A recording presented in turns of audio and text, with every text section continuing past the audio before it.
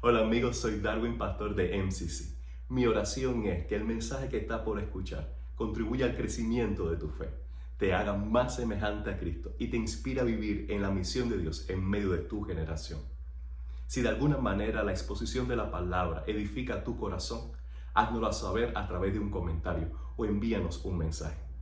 Nuestra intención no es sustituir la enseñanza bíblica que debes escuchar de tu pastor cada fin de semana, sino contribuir con tu iglesia local para el desarrollo de tu fe. Gracias por conectarte con la familia de MCC. Gracias por escuchar esta palabra. Desde MCC te bendecimos. Que el ser humano es el único animal que tropieza 2 veces con la misma piedra. Déjame decirte, Dani, que lo primero que me choca con esa frase, dime tú qué cosa es. Que el hombre no es un animal, que el hombre es creado a imagen de Dios y no es un producto de la evolución. Eso es lo que más me choca. Yo tengo el nombre de Darwin, pero no porque crea en la evolución de mis ancestros, sino realmente no creemos en eso, para nada. Ni una evolución a partir del Génesis capítulo 1, ni ninguna variante de evolución teísta, no creemos un Dios creador y que por su poder, el poder de su palabra, hizo todas las cosas y las sustenta. Pero hay una gran verdad, que el hombre, ahora en sentido genérico, el ser humano, tiene la tendencia de repetir sus errores. ¿Cuántas veces nosotros pasamos en cualquier episodio de nuestra vida y dice, ya aprendí? La frase clave, para la próxima. Para la próxima. Usted empezó un trabajo, tenía motivaciones, tenía deseos, planes, propósitos, se estudió su descripción de trabajo, puso su mejor empeño. En algún momento se desvió ese rumbo, esa motivación, esa expectativa, las relaciones se pusieron complejas. Al final tú decides salir del trabajo o otros deciden que tú salgas. Y tú dices, para la próxima, yo hago esto y esto diferente, esto.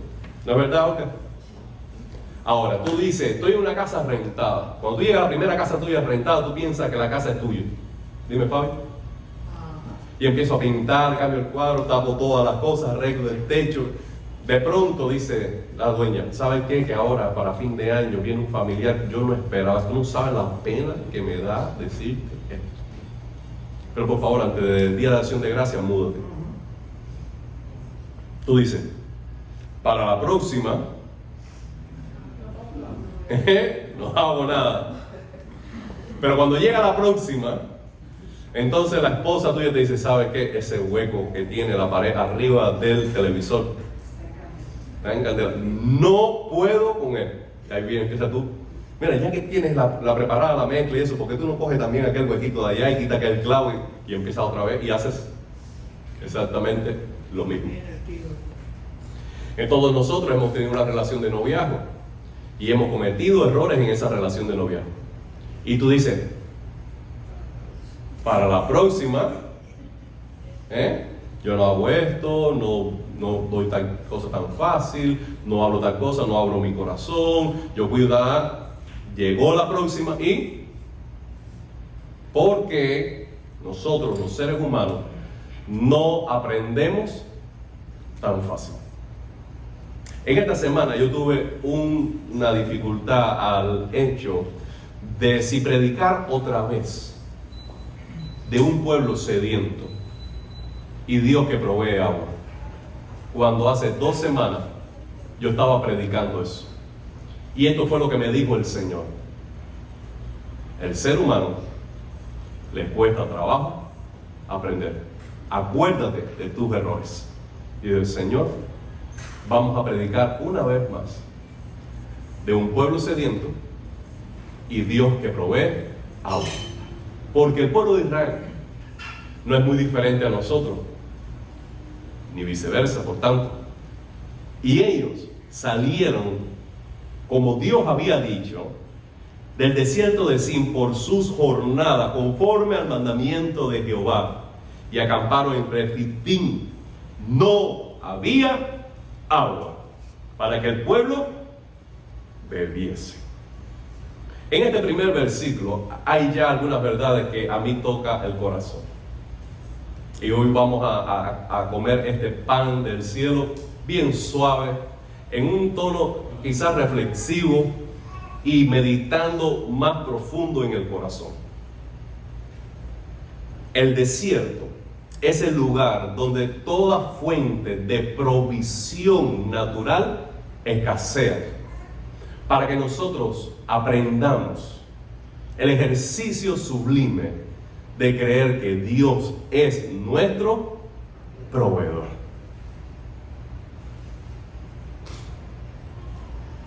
Entrar en el desierto a veces es iniciativa de Dios. A veces nuestros errores nos introducen en etapas desérticas y Dios soberanamente lo permite. Pero hay otras tantas veces que no es Dios dándonos licencia para equivocarnos, para luego aprendamos en el desierto, sino que Él intencionalmente nos introduce en el desierto. Y si tú tienes todavía alguna reservita de agua, Él deja que esa reservita de agua tú la bebas. Y si tienes un pan viejo guardado, Él te da tiempo a que te lo comas, hasta que llegue el momento que realmente no queda ningún suministro afuera ni adentro. Para que en ese momento, naturalmente, debería ocurrir lo siguiente: nosotros miremos arriba. No hay nada afuera, no hay nada adentro, deberíamos mirar arriba. Este versículo nos está diciendo que conforme a los mandamientos de Dios, el pueblo de Israel caminó por etapas en el desierto. Lo que quiere decir que ellos estaban obedeciendo a Dios. Ellos estaban siguiendo a Dios. En ese caso, ellos estaban haciendo las cosas bien. Pero aún haciendo las cosas bien, vino el desierto. Ya dijimos que la prueba llega a nuestra vida para evidenciar lo que hay en el corazón, para que quedemos en evidencia, un diagnóstico, un rayo X al alma. También para desarrollar la fe en el ejercicio de la confianza en Dios y nos santifiquemos en el carácter, para que Dios sea glorificado mostrando una vez más algunos de sus atributos sublimes. Pero la prueba puede llegar a tu vida aun cuando camines en obediencia. Por eso, ninguno de nosotros peque jamás, al estilo de los amigos de Job. Los amigos de Job, cuando vieron su desgracia, vinieron a su auxilio y estuvieron haciéndolo bien mientras estuvieron callados. Presentes, pero callados. Ahora, cuando ellos ya abrieron su boca, el orgullo y toda teología bien elaborada y estructurada los llevó a ellos por un camino descarrilado, de tal manera que no acertaron en ni uno de sus consejos para aquel que estaba abatido.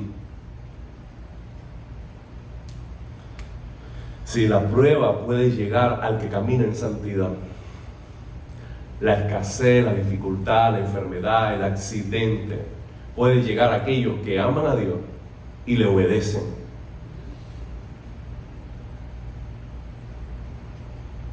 Ahora, ¿qué vamos a hacer cuando eso ocurre?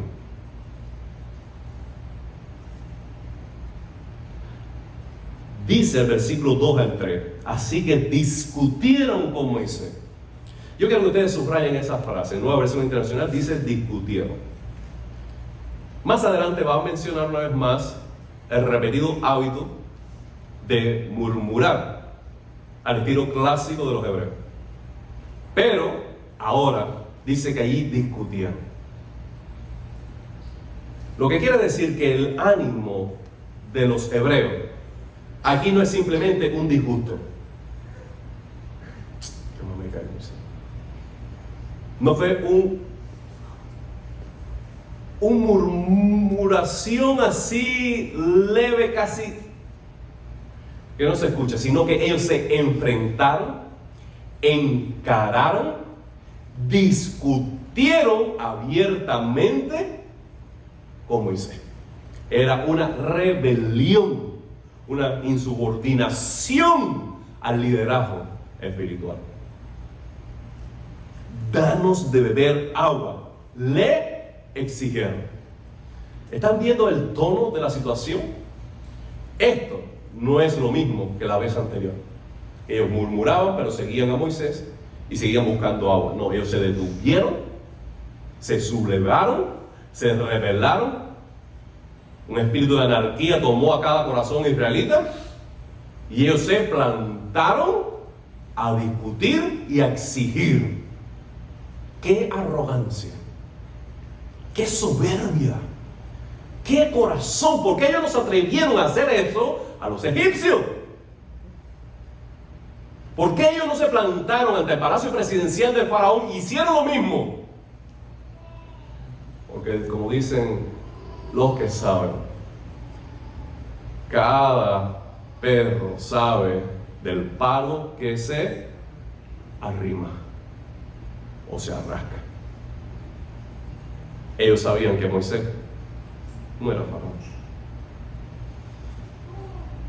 Y lo interesante es que se aproveche la bondad, la paciencia, la santidad de un hombre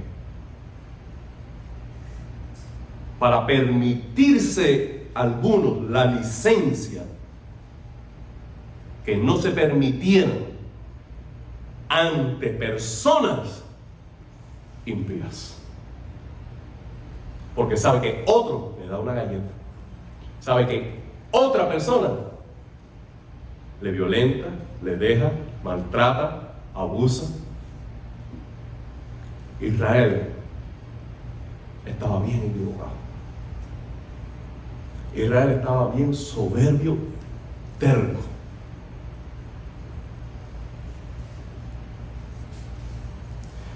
Moisés se defendió con estas palabras. ¿Por qué provocan al Señor? Justin, look at this.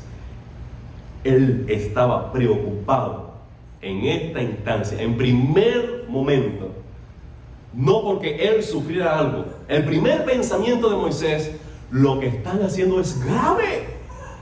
Su actitud, su pensamiento, sus exigencias es grave.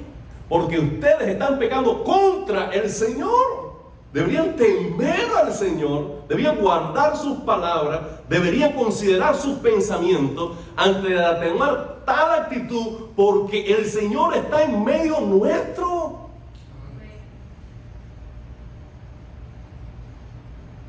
Ese es el primer pensamiento de Moisés, un hombre de Dios. Ahora, ellos dicen, Moisés dice también que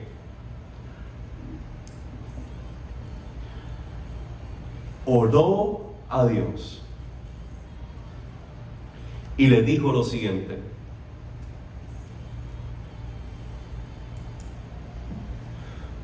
¿qué voy a hacer con este pueblo? Solo falta que me apedreen.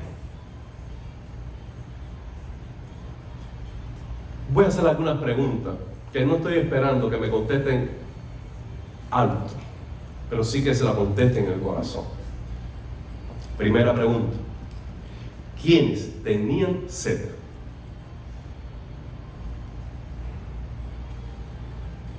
¿Había alguna diferencia de la situación de Moisés con la situación del pueblo? ¿Quiénes tenían sed? Todos. Entonces, ¿por qué el pueblo no podía unirse a Moisés en la búsqueda de una solución?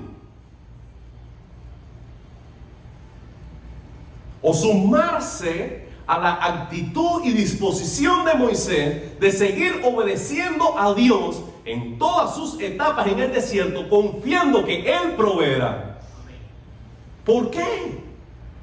¿Acaso Moisés tenía una piscina en el patio de su cabaña? ¿Tenía él un beneficio extra por guiarnos a ellos en el nombre del Señor? Él no tenía sed igual que los suyos. ¿Por qué cuando llega la prueba siempre hay en el corazón esta maldad de dividir ellos y nosotros? Yo y tú. Y nunca pensar en nosotros. Tenemos esta dificultad. Y lo que menos necesitamos es dividirnos.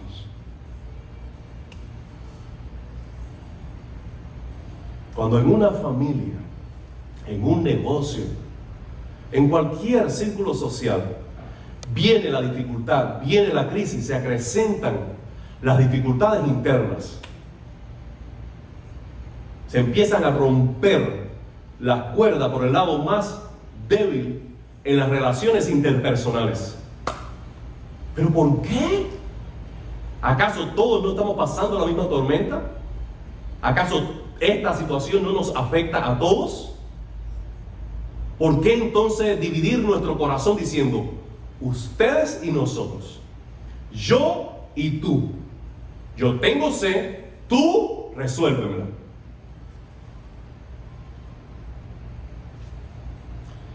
Cuando llegue la prueba, hermano, cuando llegue el día malo, cuando llegue la tempestad, que nos halle unidos. ¿Puedes decir amén?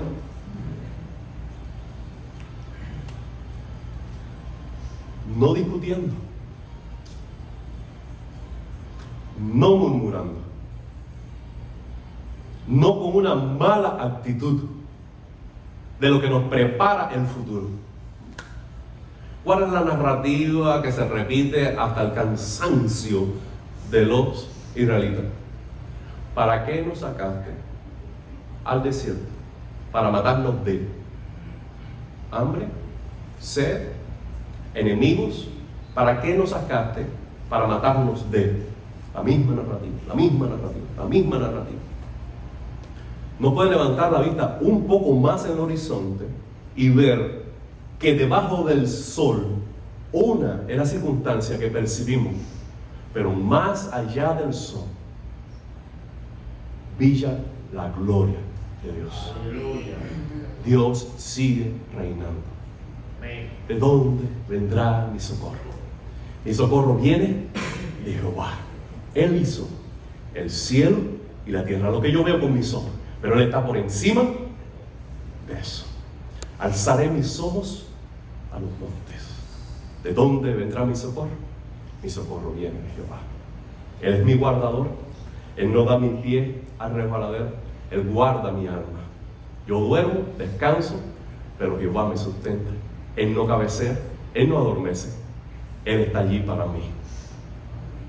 Toda circunstancia, en todo momento, a toda hora, no importa qué, Él es fiel.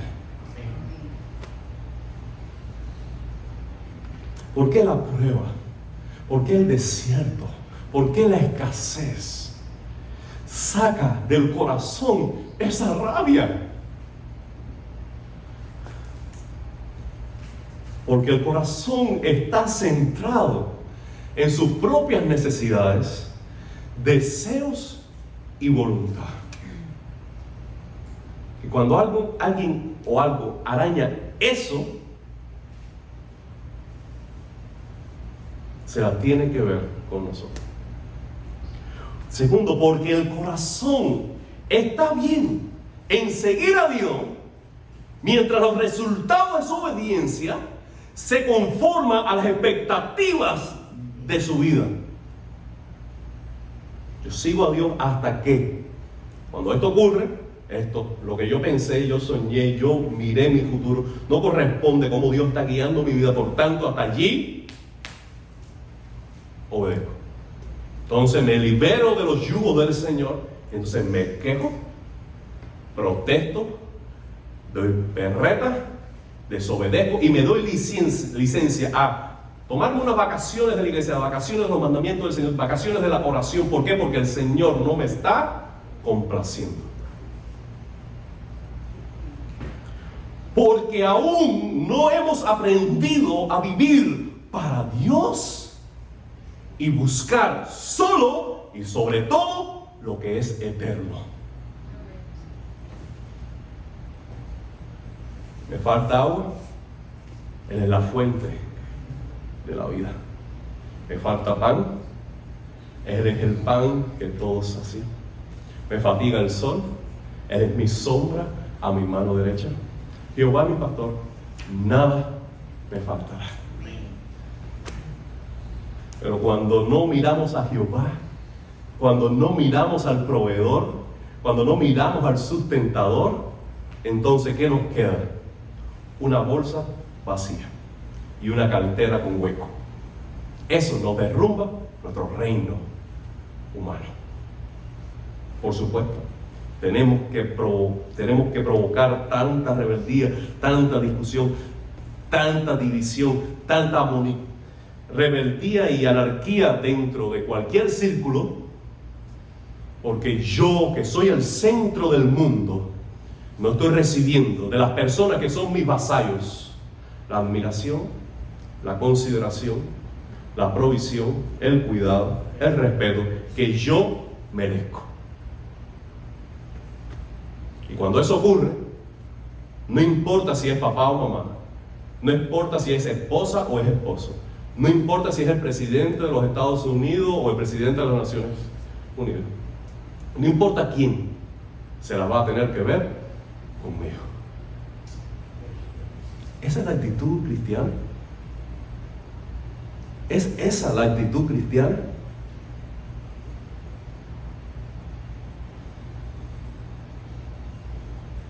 Mientras Moisés está orando, el pueblo sigue rabiando, pero él clama a Dios, él clama a Dios, él ora a Dios, él busca el rostro de Dios. ¿Por qué Moisés puede orar mientras otros se quejan? ¿Por qué Moisés no protesta contra Dios ni contra aquellos que se sublevantan siquiera? ¿Por qué Moisés sigue centrado en el cielo y tiene como arma no la queja, sino la oración apasionada? ¿Por qué? ¿Cómo quisiera que ustedes tomaran nota de esto que les voy a decir? Primero, porque Moisés está poseído por la visión que un día tuvo de la gloria de Dios. Y él dice: yo sigo a un Dios tan glorioso. Yo le vi, le conocí en la zarza. Tome nota, hermano. Aquella zarza ardía y no se consumía, porque el Señor estaba en medio de la zarza. Moisés pudiera decir: yo soy una zarza en el desierto, robusta, seca, estéril, estoy a punto de ser quemada por la prueba, la sequía, pero el Señor está conmigo. Yo puedo arder, que no me voy a consumir. Él tiene una visión clara de quién es el Dios en el cual está su confianza.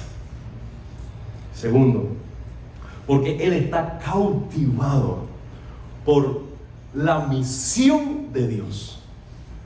¿Cuál es la misión de Dios? Rescatar un pueblo del poder de los egipcios y llevarlos a la tierra prometida.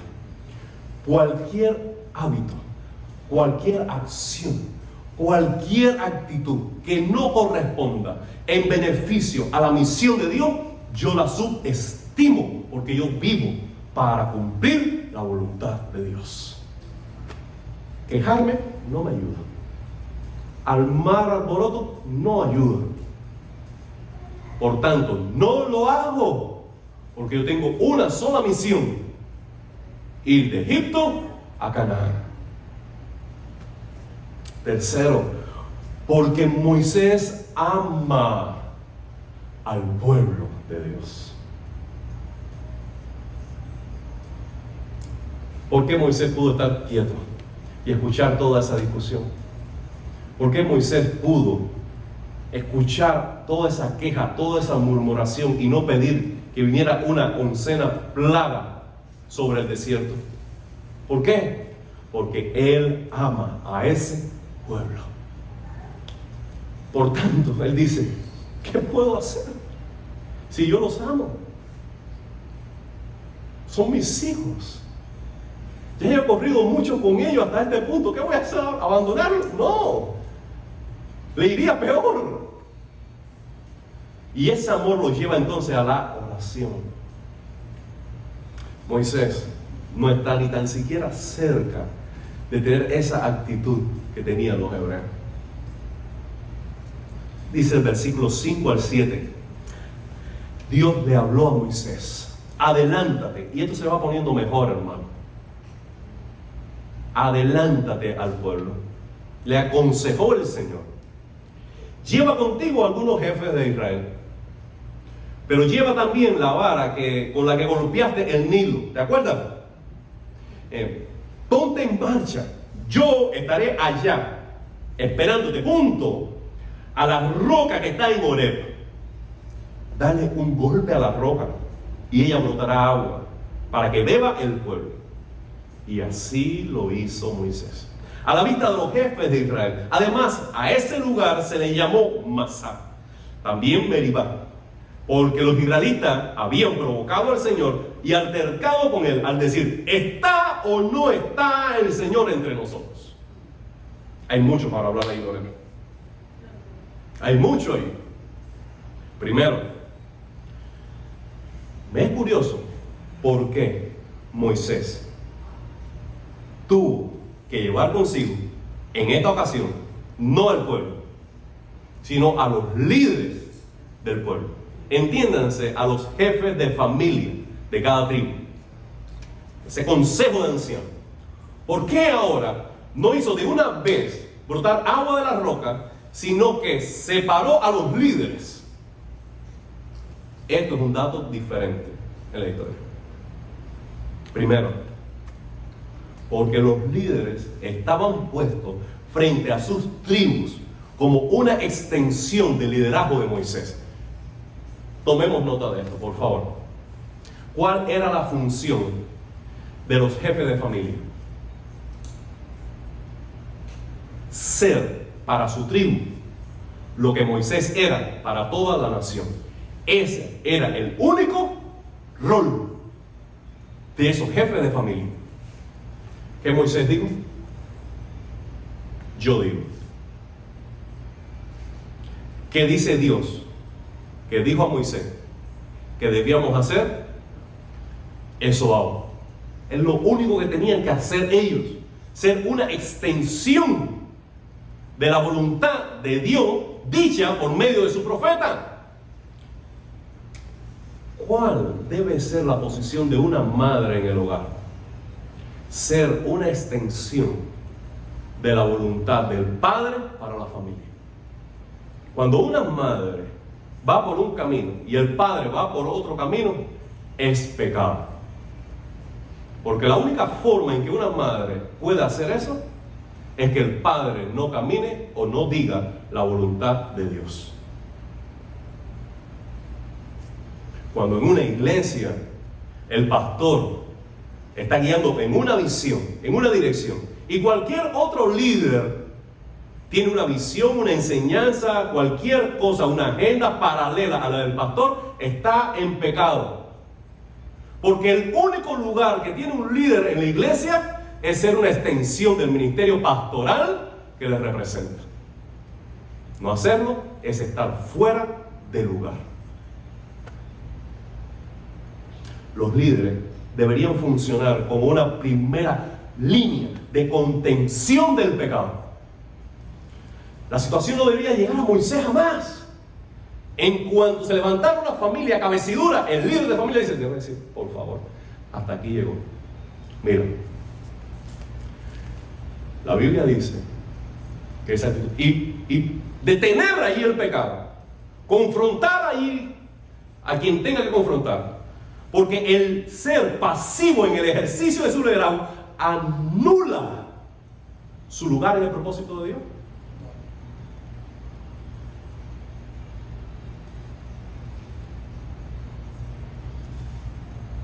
¿Por qué la situación llegó a ponerse como se puso? ¿Por qué se elevó a esa magnitud? Porque no hubo líderes en posiciones intermedias que contuvieron la maldad.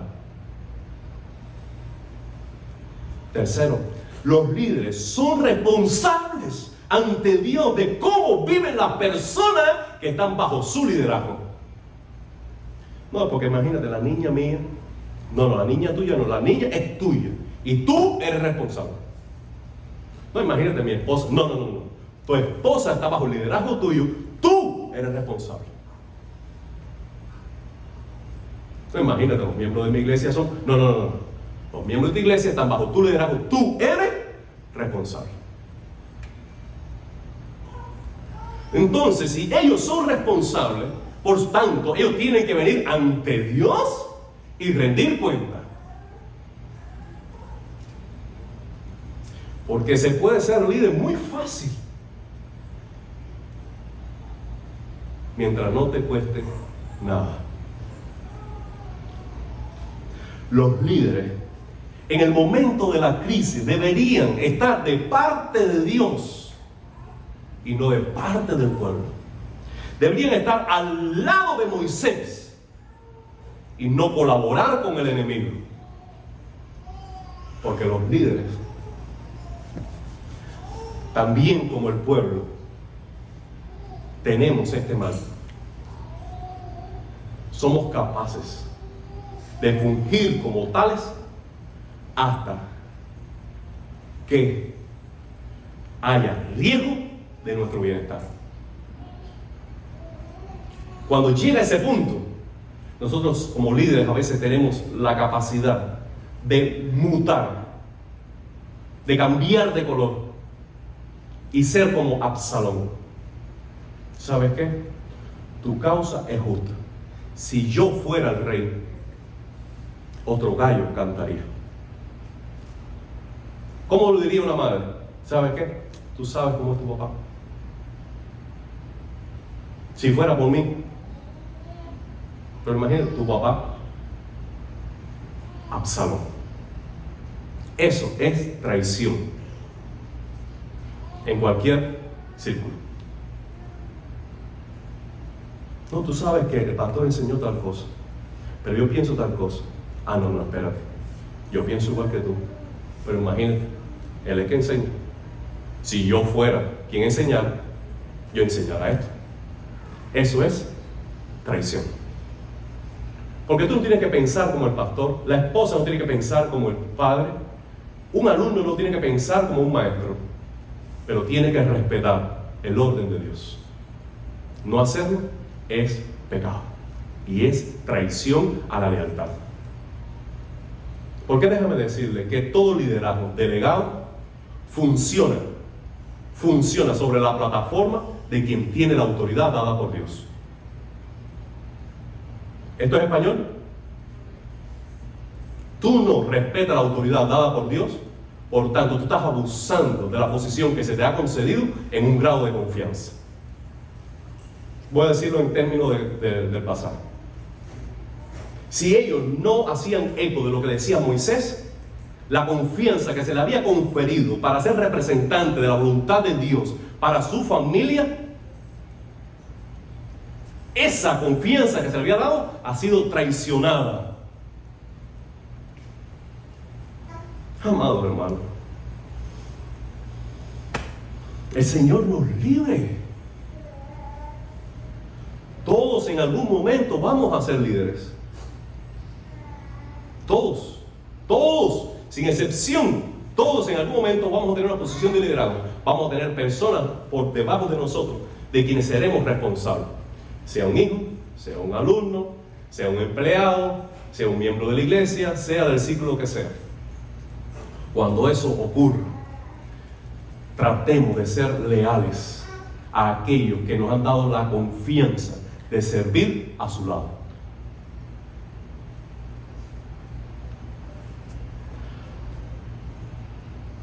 ¿Han pensado lo solitario que estuvo Moisés en esta situación? No hubo pueblo a su lado, no hubo líder a su lado. ¿Han pensado lo solitario que es quedarse solo con la bandera?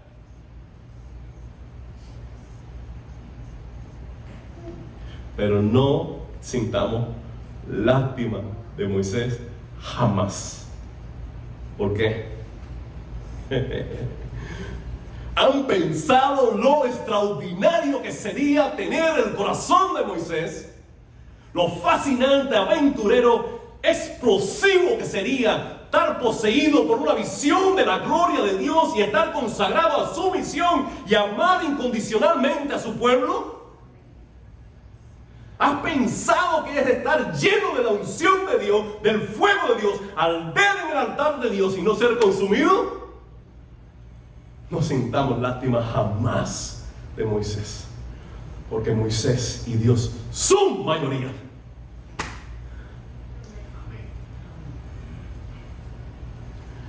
Aleluya.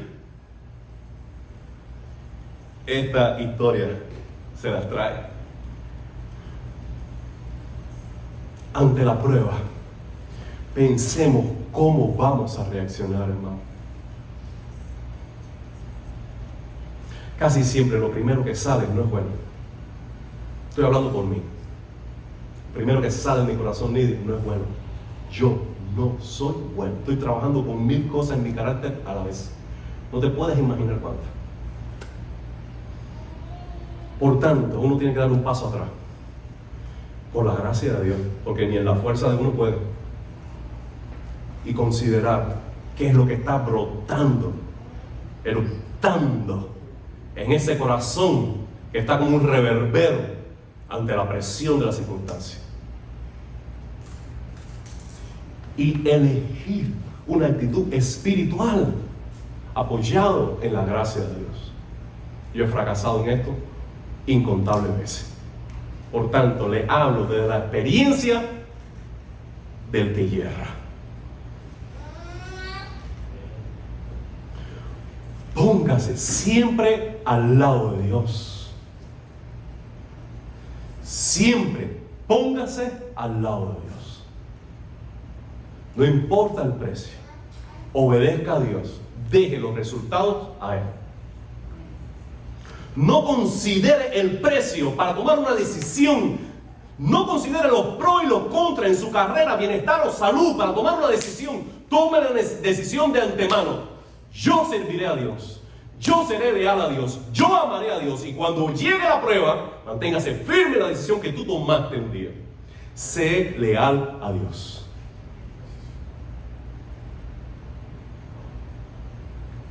No consienta ninguna actitud de incredulidad a su lado. No la consienta. La incredulidad, el temor, la vergüenza, el miedo es un mal que prospera muy fácil. Por tanto, no lo consienta. No quiero decir con esto que usted corte cabeza. Lo que estoy diciendo con esto es que habla palabra de Dios sobre todo pensamiento o actitud que no corresponda a una actitud de fe y espiritual. Y disciplina, instruye, inspira en el amor de Dios. Sé tú la primera línea de contención del pecado en tu casa. Di valientemente, ¿sabes qué? Esa actitud no te va a llevar a ningún lado. Y pon allí una valla. ¿Sabes qué? Llevo días viendo cómo va agravando tu ánimo. ¿Por qué no tomas cuidado de esto? Sé una línea de contención de primera mano. No dejes que prospere. El mal no mejora siendo pasivo.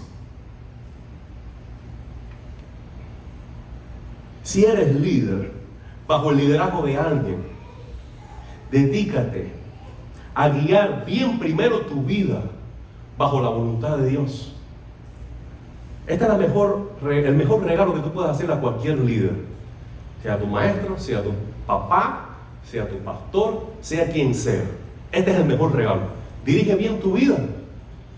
Porque si tú diriges bien tu vida, de manera que tienes una buena administración, una buena salud, una buena higiene, si eres organizado, si tienes tu devocional, si tú amas a Dios, si tú estás dirigiendo bien tu vida, cualquier persona que está sobre ti tendrá más ligera su carga.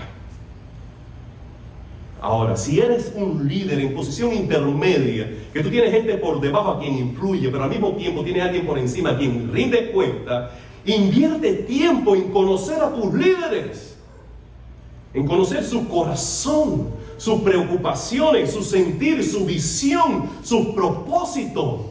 Conócele, porque tu posición en la iglesia, en la familia, se justifica solo para ser una extensión de ese liderazgo. Entonces, si tú no conoces ese corazón, ¿cómo vas a poder comunicar el curso de ese bote? Cuida tu corazón de usar la plataforma actual que tú tienes de liderazgo para hacer correr agendas personales. Sí, yo tengo este propósito, yo tengo esta meta, yo tengo este deseo. Bueno, voy a aprovechar que tengo esta oportunidad de influencia para verter allí mi agenda personal. No.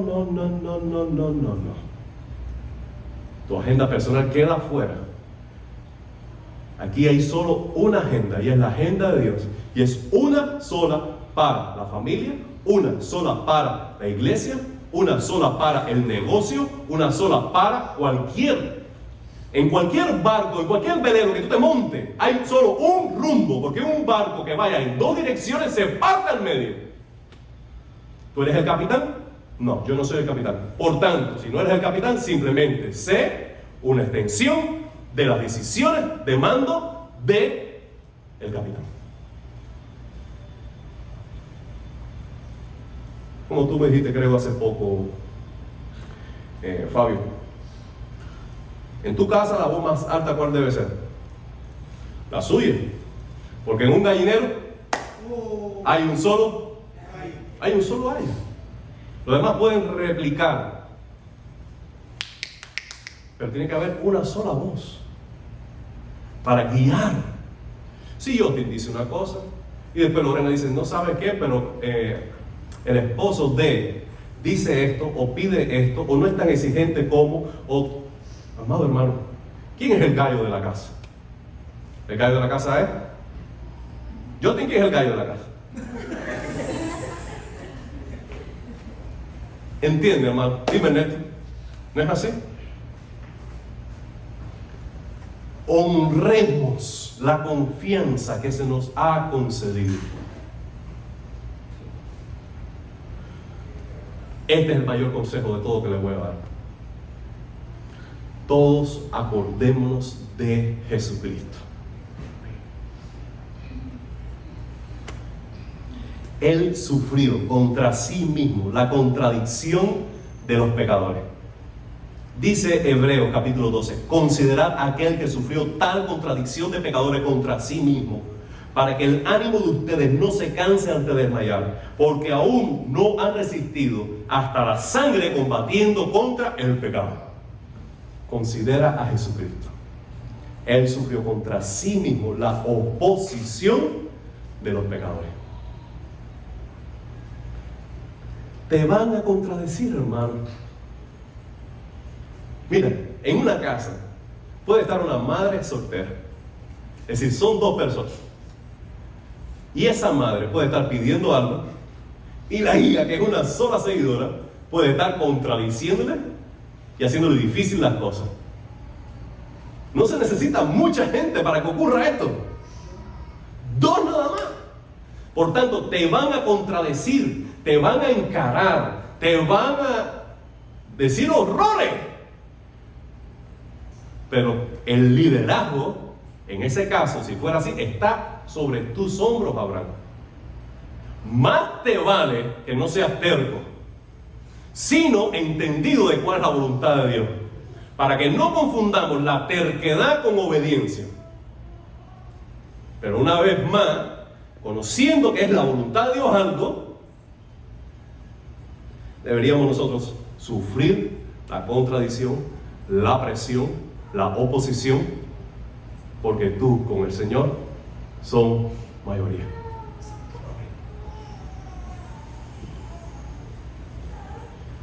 Cristo se mantuvo fiel de la parte de Dios y fue fiel hasta la cruz. Aunque se quedó solo, no estuvo solo. Aunque su lealtad lo llevó a la cruz, su tumba quedó vacía. Aunque el salario terrenal que el hombre le dio fue injusticia, sufrimiento, vergüenza, dolor, la recompensa del cielo fue resurrección, exaltación, glorificación por toda la eternidad. Acuérdate de Jesucristo. Vamos a orar. Padre, te doy gracias, Señor, por esta oportunidad preciosa de estar en tu casa. Gracias, Señor, porque tu palabra es extraordinaria. Gracias, oh Señor, porque tú buscas la manera siempre, el camino certero de llegar a nuestro corazón. Yo te pido perdón por mis resabios, Señor, que pienso que son incorregibles. Mi terquedad, mi dureza, mi aspereza, mis malas respuestas. Te pido perdón, Señor. Mi amargura, mi resentimiento, mi egoísmo. Pido perdón, Señor, lo reconozco delante de ti y de mis hermanos. Lo soy. Y pido gracia, y pido misericordia. Que mis pecados sean lavados. Te pido, Señor, lo mismo sobre mis hermanos y mis hermanas. Que los ojos de su entendimiento sean abiertos y puedan ver con toda claridad cómo está la situación actual de su corazón. Alumbra sus ojos, alumbra su corazón, trae luz a las tinieblas. Revela, Señor, los secretos de los corazones. Te pido, Dios, que allí tu sangre sea aplicada con perdón, con misericordia, y traiga paz, restauración y nuevos comienzos. Padre mío, te ruego que haya una confianza renovada cuando venga la crisis, que haya una alabanza que brote de los labios que confiesan tu nombre. Padre mío, peleamos batallas que ya tú ganaste. Tenemos escaseces para las cuales ya tú proveíste. Gracias, Señor. Te pido, Padre, que haya un nuevo sentir de celebración, aún en el desierto, aún en la escasez, aún en la sed, aún en el hambre, aún en la carencia. Haya sentido de celebración de que nuestro Cristo vive. Él triunfó, Él es vencedor por los siglos de los siglos. Amén y amén.